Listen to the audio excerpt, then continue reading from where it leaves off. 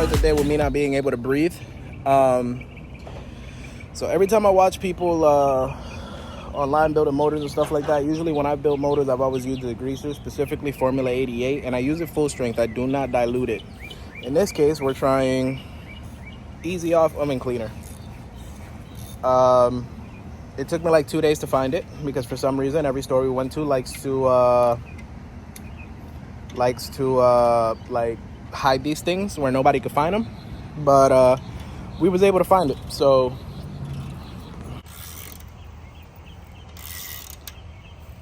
we went ahead and doused, well, I went ahead and doused the whole freaking block, and it's just working. It's doing its thing. You can see all the grease is falling off with it. In a little bit, Shane's here is gonna grab the hose and the pulleys all the way out. Huh? And the pulleys all the way out. Yeah, take them out completely.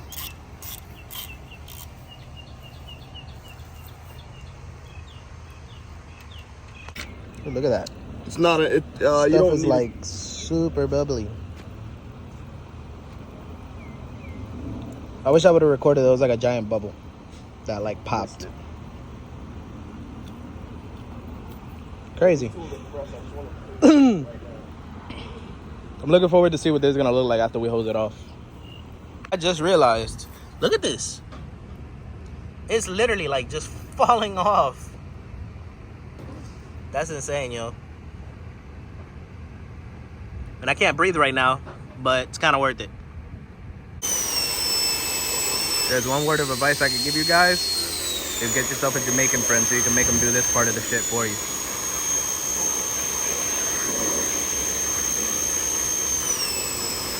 Not saying that I wouldn't do it myself, but why when your Jamaican friend can do it?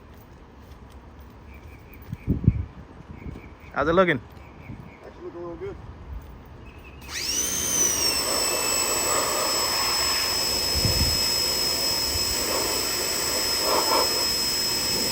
Oh God, it hit my eye.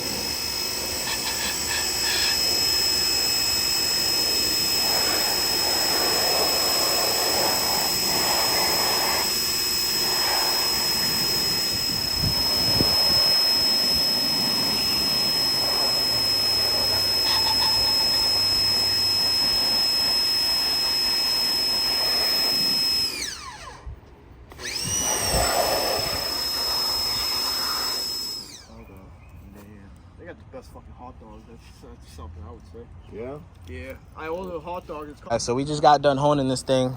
Jesus Christ, you put your modifications too? Yeah. Okay, where do I start? I just put B20. I put my motor. I put B20 VTEC turbo, and then I put I think I put like Mugen wing. I think I put Yonaka exhaust, like just like the basic stuff. Because I mean, for the most part, our cars look stock. Yeah.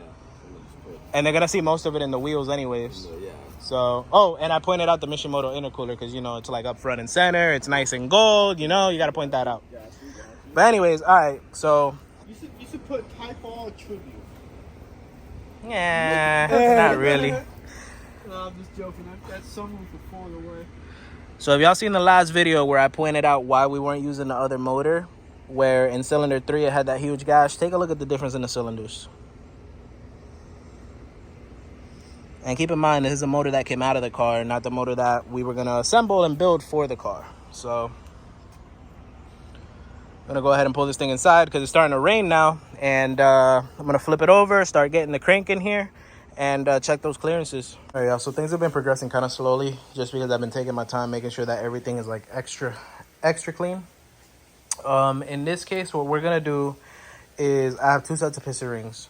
I have a set of Hastings that Gabriel bought for me to install with this, and then I have another set that came with the Race Engineering piston rings that looked like somebody had already gapped.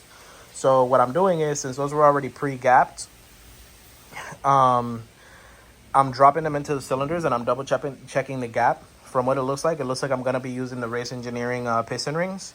The Hastings rings, when you buy them, don't come gapped at all. So like when you drop them into the cylinders, they have absolutely no gap. They're literally like end to end. So what you end up having to do is you end up having to gap them. I don't have a piston ring gapper here.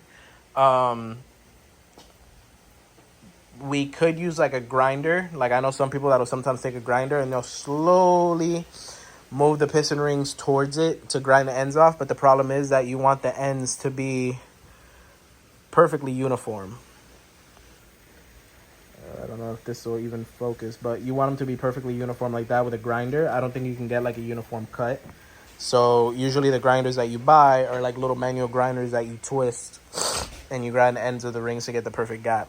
So in this case, this motor is going to be seeing boost. So we are setting it up now for an application that could potentially see up to 15 pounds of boost.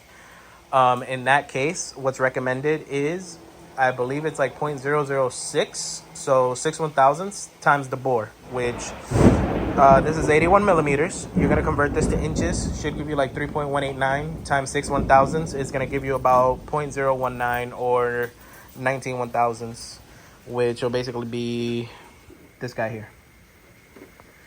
And then so this guy, when we checked our ring gap here,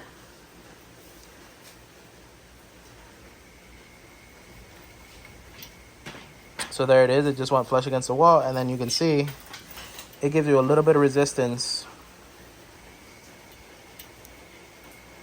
as you try to pull it out. So you should be getting that little tiny bit of resistance. If it comes out too easily, the gap is too big and you don't want to use that ring, or you're going to get a little bit of blow by. So you'll see a little bit of blue smoke on startup and stuff like that until they expand a little more.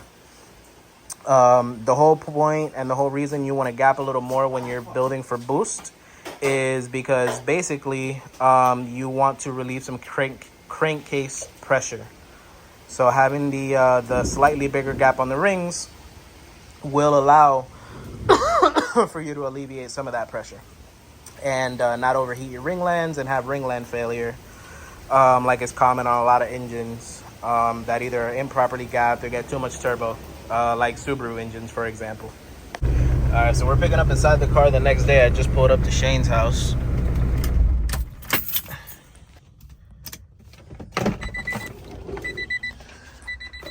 Got the ring compressor here so we can get these pistons done.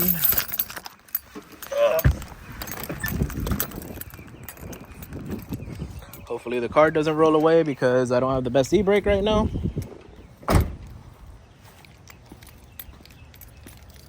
What? Just literally saw it as soon as you pulled up. Bruh. So, let's see how bad it is. It's actually not that bad. Not that bad at all. Yeah, I'm actually more pissed about my car because I accidentally spilled the Gojo in the back seat. Actually, I didn't spill the Gojo in the back seat. The sun melted the Gojo and the container was laying sideways, and I guess it like leaked out of the cap. It literally turned into like liquid. So if you look at my back seat right now on the floor, there's like a big old mush of like melted Gojo. In the G6, in the back seat, transmission fluid. Oh God. I'd rather have Gojo. I can't stand the smell of transmission fluid. See? That's the good thing about having leather interior. Yeah, it's not bad at all. Actually. So for all of y'all who got for all of y'all who got cloth interior, Clean the interior anyway, so I'm gonna wipe it down now. for all of y'all that got cloth interior, this is your sign to go leather. So when you leave your sunroof open in the middle of a monsoon, you ain't got that much to clean. Oh my God. All right, well, yeah, so we're gonna drop these pistons in right now. Everything else should be Gucci. I still don't know where the hell the crank bolt is, so we don't have a crank bolt to spin the crank, but we do have the 2 flywheel bolts that Shane found yesterday, so we'll use those to spin the crank for now. Get the pistons in, and then if we get everything done quick enough, there's gonna be a car meet going on here down the street, which we are planning on going to, which is the whole reason I brought that Integra, because I'm not even trying to drive that thing right now. Side note, do they sell crank pulley bolts at like Advanced or whatever? I could just go to the junkyard. There's only like a million B20s to choose from. No, I know, but just if we needed it. But If I had to buy one, I would get an ARP one. Yeah. Which I'm still pissed off about, because if you remember when I was putting that B20 together, I had to go meet that dude at the mall because I had lost the stuff that I ordered from eBay, all the ARP hardware. So I met this dude that had just moved down from Orlando, and I bought the ARP flywheel bolts, the ARP rod bolts, and an ARP crankshaft pulley bolt. when I went to go put it on the motor, I have no clue where it went. To this day, I have no clue where that shit is at. It'll show up after you buy another one. Maybe. Maybe I should buy another one. I wonder how much some things are nowadays anyways. But it was a good deal because I got all that shit for $100. Cool. So, but all right, so let's flip this thing over, start dropping these pistons in, and the faster we get that done, the faster we can not worry about it. And yeah, so we'll check back in with y'all in a sec. All right, so these are the pistons we're gonna be running. I think I showed them in the first video of that we did at Gabriel's house, where I was showing the hardware, but we'll just go over them real quick so you guys can see what kind of pistons we're using. So these are forged pistons. I believe they're like 9.0 to 1 compression, made by a company called Race Engineering. And we're going to be pairing those up with some I-beam rods. These rods are pretty heavy too. So I went ahead and put these together. They just have the wrist pin and they have some type of little circlip there. And yeah, so I'm going to go ahead and outfit these with the rings now, and then we'll go ahead and start popping them in. Then if you notice over here, I laid this out last night because I didn't really show the process because I was trying to get it done. And we had quite a bit of company over here last night. But basically all these rings are gapped to their corresponding cylinders there. You can see 1, 2, 3, and 4. So that's how we're gonna have to go ahead and match them up now.